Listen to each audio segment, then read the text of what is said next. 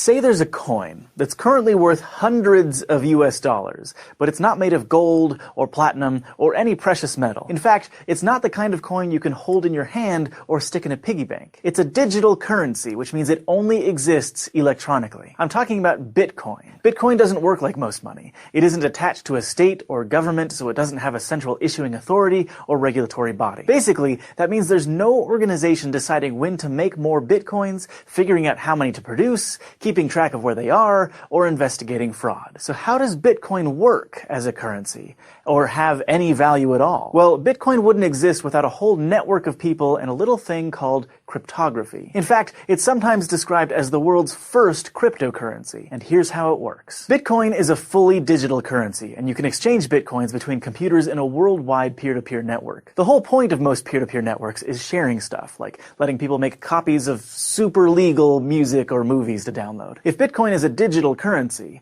what's stopping you from making a bunch of counterfeit copies and becoming fabulously wealthy? Well, unlike an MP3 or a video file, a Bitcoin isn't a string of data that can be duplicated. A Bitcoin is actually an entry on a huge global ledger called the blockchain, for reasons we'll get to in a minute. The blockchain records every Bitcoin transaction that has ever happened, and as of late 2016, the complete ledger is about 107 gigabytes of data. So when you send someone Bitcoins, it's not like you're sending them a bunch of files. Instead, you're basically writing the exchange down on that big ledger, something like Michael sends Hank 5 Bitcoins. Now, maybe you're thinking, but wait, you said that Bitcoin doesn't have a central authority to keep track of everything. Even though the blockchain is a central record, there's no official group of people who update the ledger and keep track of everybody's money like a bank does. It's decentralized. In fact, anybody can volunteer to keep the blockchain up to date with all the new transactions, and a ton of people do. It all works because there are lots of people keeping track of the same thing to make sure all transactions are accurate. Like, imagine you're playing a game of poker with some pals, but none of you have poker chips and you left your cash at home. There's no money on the table, so a few of you get out some notebooks and start writing down who bets how much, who wins, and who loses. You don't completely trust anyone else, so everyone keeps their ledgers separately. At the end of every hand, you all compare what you've written down. That way, if someone makes a mistake, or tries to cheat and snag some extra money for themselves, that discrepancy is caught. After a couple of hands, you might fill up a page of your notebook with notes about the money movement. You can think of each page as a block of transactions. Eventually, your notebook will have pages and pages of information, a chain of those blocks. Hence, blockchain. Now, if thousands of people are separately maintaining the Bitcoin blockchain, how are all the ledgers kept in sync? To stick with our poker analogy, think of the entire Bitcoin peer-to-peer network as a really huge poker table with millions of people. Some are just exchanging money, but lots of volunteers are keeping ledgers. So when you want to send or receive money, you have to announce it to everyone at the table, so the people keeping track can update their ledgers. So for every transaction, you're announcing a couple of things to the Bitcoin network. Your account number, the account number of the person you're sending Bitcoins to, and how many Bitcoins you want to send. And all of the users who are keeping copies of the blockchain will add your transaction to the current block. Having a bunch of people keep track of transactions seems like a pretty good security measure. But if all it takes to send Bitcoins is a couple of account numbers, that seems like it might be a security problem. It's a huge problem with regular money. Just think of all the ways criminals try to steal other people's credit card information. And with Bitcoin, there's no central bank to notice anything weird going on to shut down fraud, like if it looked like suddenly you spent your entire life savings on beef jerky. So what's stopping Hank from pretending he's me and just sending himself all of my Bitcoins? Bitcoins are kept pretty safe thanks to cryptography, which is why it's considered a cryptocurrency. Specifically, Bitcoin stays secure because of keys, which are basically chunks of information that can be used to make mathematical guarantees about messages, like, hey, this is really from me. When you create an account on the Bitcoin network, which you might have heard called a wallet, that account is linked to two unique keys, a private key and a public key. In this case, the private key can take some data and basically mark it, also known as signing it, so that other people can verify those signatures later if they want. So let's say I want to send a message to the network that says, Michael sends 3 Bitcoins to Olivia. I sign that message using my private key, which only I have access to and nobody else can replicate. Then I send that signed message out to the Bitcoin network, and everyone can use my public key to make sure my signature checks out. That way, everyone keeping track of all the Bitcoin trading knows to add my transaction to their copy of the blockchain. In other words, if the public key works, that's proof that the message was signed by my private key and is something I wanted to send. Unlike a handwritten signature or a credit card number, this proof of identity isn't something that can be faked by a scam artist. The who part of each transaction is obviously important to make sure the right people are swapping Bitcoins, but the when matters as well. If you had $1,000 in your bank account, for example, and tried to buy two things for $1,000 each, the bank would honor the first purchase and deny the second one. If the bank didn't do that, you'd be able to spend the same money multiple times, which might sound awesome, but it's also terrible. A financial system can't work like that because no one would get paid. So if I only have enough money to pay Olivia or Hank, but I try to pay them both, there's a check built into the Bitcoin system. Both the Bitcoin network and your wallet automatically check your previous transactions to make sure you have enough Bitcoins to send in the first place. But there's another problem that might happen with timing. Because lots of people are keeping copies of the blockchain all over the world, network delays means that you won't always receive the transaction requests in the same order. So now you've got a bunch of people with a bunch of slightly different blocks to pick from, but none of them are necessarily wrong. Okay, Bitcoin, how do you solve that problem? It turns out it's by actually solving problems. Math problems. To add a block of transactions to the chain, each person maintaining a ledger has to solve a special kind of math problem created by a cryptographic hash function. A hash function is an algorithm that takes an input of any size and turns it into an output with a fixed size. For example, let's say you had this string of numbers as your input, and our example hash function says to add all of the numbers together. So in this case, the output would be 10. What makes hash functions really good for cryptography is that when you're given an input, it's really easy to find the output, but it's really hard to take an output and figure out the original input. Even in this super simple example, there are lots of strings of numbers that add up to 10. The only way to figure out that the input was 1, 2, 3, 4 is to just guess until you get it right. Now the hash function that Bitcoin uses is called SHA-256, which stands for Secure Hash Algorithm 256-bit, and it was originally developed by the United States National Security Agency. Computers that were specifically designed to solve SHA-256 hash problems take, on average, about 10 minutes to guess the solution to each one. That means they're churning through billions and billions of guesses before they get it right. Whoever solves the hash first gets to add the next block of transactions to the blockchain,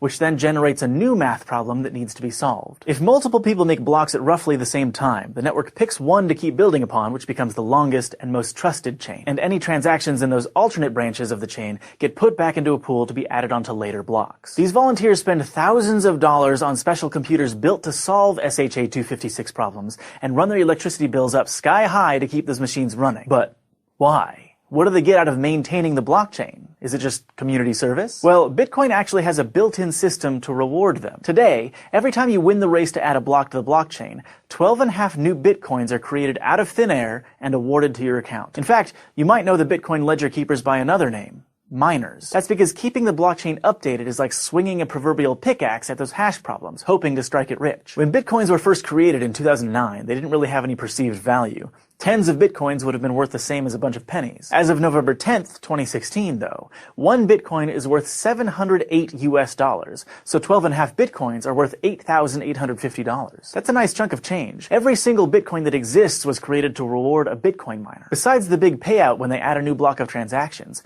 miners are also essentially tipped a very small amount for each transaction they add to the ledger. It's also worth noting that every 210,000 blocks, the number of coins generated when a new block is added goes down by half. So what started as a reward of 50 Bitcoins decreased to 25, then 12.5, and it'll only be around 6 Bitcoins in a couple more years, and keep decreasing. Eventually, there will be so many transactions in a block that it'll still be worthwhile for miners to mostly be paid in tips. According to current projections, the last Bitcoin, probably around the 21 millionth coin, will be mined in the year 2140. This decreasing number of Bitcoins is actually modeled off the rate at which things like gold are dug out of the earth. And the idea is that keeping the supply of Bitcoins limited will raise their value over time. So, Bitcoin can make your life better, but I bet you don't know how. I co-founded this Bitcoin company called Greenbit earlier this year, and I quickly found out that none of my friends knew what Bitcoin was, and the few that did, they had bad information. So today, I want to tell you what Bitcoin is, how my family uses it today, and how you can benefit from it, the consumer. So, yes, I did buy an island last year. That's it. And it's been a lifelong dream, and I'm thrilled to be working on this island. And what does that have to do with Bitcoin? I'm going to come back to that in a couple minutes. So what is Bitcoin? It's a cryptocurrency. It is a currency. US dollars, euros, Bitcoins. And it's based on some amazing technology, peer-to-peer And it's just, it's a decentralized system. Bella, I'm doing a TED Talk. Yeah, Dad, I know. You're kind of messing it up. As soon as you say cryptocurrency, you're going to lose everyone. And kids are better at explaining new technologies than adults are. So I'm here to help you. Well, okay, but we gotta kind of hurry up. Yeah, Dad, I know. It's a TED Talk. Bitcoin is digital cash. Let me explain what I mean. This is physical cash. $1. Count. I'll buy the pen you have for $1. Okay. Thanks. With cash, I don't need a bank or anyone in the middle of this transaction. I give him the cash, he gives me the pen. I don't even need to know his name. Here, I don't want the pen. Can I have the cash back? No. That's the way cash works. Bitcoin works the same way as cash, but Bitcoin is digital cash. Here, watch this. I'm going to pay for the pen with Bitcoin. I just send Bitcoin from my phone directly to Calvin's phone. I just need a smartphone. It's so cool. You can hold Bitcoin on a smartphone in a Bitcoin wallet like this one. You can download them for free. Bitcoin is to cash what email is to paper mail. With email, I can send information over the internet directly to anyone I want in the world. I can send Bitcoin over the internet to anyone I want in little tiny amounts, even less than a penny, or in large amounts like 1,000 Bitcoins, which is $270,000 today. Are you guys starting to get this? So that's the basics of Bitcoin. My dad can take it from here. Bye.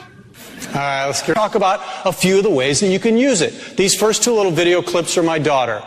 I have Bitcoin on my phone that I want to sell for cash. So using this Bitcoin ATM machine, it's really easy. I'm going to sell my Bitcoin. I want $20 out, so I just sell it.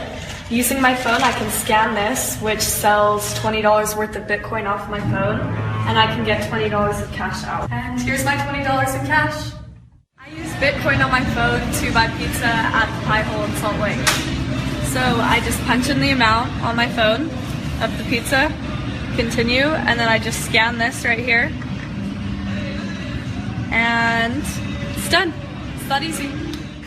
Now, some of you may be wondering how secure it is. It's very secure, especially if you use a wallet like this one that actually insures your Bitcoin in your wallet, even if someone happens to hack into it. It's like being insured at a bank. If you go to the internet, and Overstock.com was the first large internet company to start accepting Bitcoin. If you go to their website and buy something, you'll see on the checkout page on the top screen, there's different options to pay. You can use credit cards, PayPal, and you see the Bitcoin icon?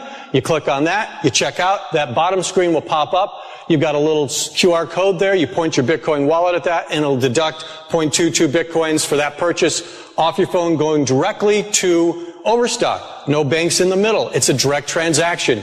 That's why there's no chargebacks. If you're a retailer, if you're a small entrepreneur and you take Visa or MasterCard, this is one of the brilliant things about accepting Bitcoin. It's like accepting cash.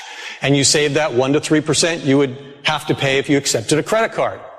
Micropayments, I love this application. You walk into a gas station, you want a bottle of water, and they say, sorry, in order to use your credit card, you need to buy $5 worth of stuff. Well, if they accepted Bitcoin, you could buy a piece of bubble gum for 5 cents. There's no minimum. And what that opens up is this whole new world of micropayments. So now you can go and purchase the rights to a song for 5 cents, or a digital picture for 30 cents, or 50 cents for additional bandwidth in a coffee shop. So this micropayments market, the only reason it hasn't exploded worldwide is we've never had a good payment system for it until Bitcoin. So watch what happens to this industry, this marketplace in the next couple of years. Remittance is when foreign workers send their money home. $550 billion a year annually at a cost of 5 to 10% to these people. That's about $50 billion that they could really use. They can use Bitcoin, and they are using Bitcoin today to do this at a cost of 1% or less. And what about traveling internationally? You use your credit card overseas. If it works, you're going to get a nice, huge 3 to 10% extra fee for transferring that into a different currency. If you take your dollars and you want to get currency in that country, it's going to be another 3 to 10%. Well, what if there was a currency, one currency, that you could use anywhere in the world and not have to do any of the transfers? Well, it's called Bitcoin. It's here today. Now, granted, we need a lot more retail stores around the world to start accepting Bitcoin to fully benefit from this, but that's coming. Welcome to Fund My Cause. If you need to raise money online, you've come to the right place. Asking for help can be difficult, so we have made it as easy as possible to get you the funds for the things that matter to you most. Unexpected medical bills, an amazing volunteer trip, random acts of kindness, and more. It all starts with contributing to a cause. Once you've decided whose cause you'd like to contribute to, you just send a contribution directly to them. Once the payment is validated, which only takes a few minutes, you are ready to start receiving contributions for a cause of your own. The more you contribute, the more you're able to receive. You are allowed to contribute to 6 people's causes, which will open the door for you to receive contributions from hundreds of people in our community. All payments are instant member-to-member contributions and are completed with Bitcoin. There are no extra fees of any kind, and 100% of all funds will go to your cause. All contributions are monthly, but totally optional, of course. If you're ready to change your life or someone else's, you can have your own campaign ready to go in just minutes. Make something amazing happen by joining the #1 site for